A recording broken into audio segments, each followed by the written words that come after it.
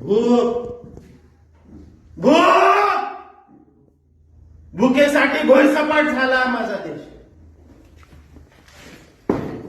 त्या भुकेपोटे पोटाला बहिणीचं कुंकू सगळं वाहिनीचं. मी युगापासून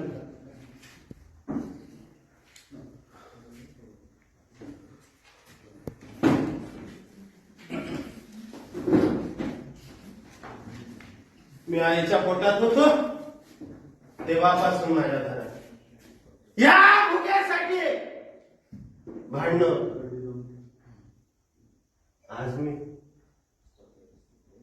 पैदा झालो त्यावेळेस मला या भाकरीची किंमत कळाली.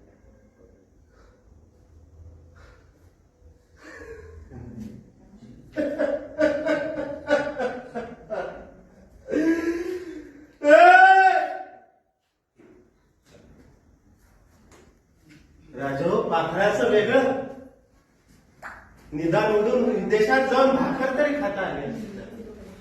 मी कोण रे मी?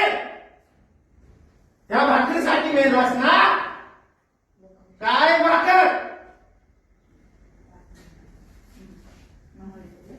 या तमाम माणसातल्या माणसांनो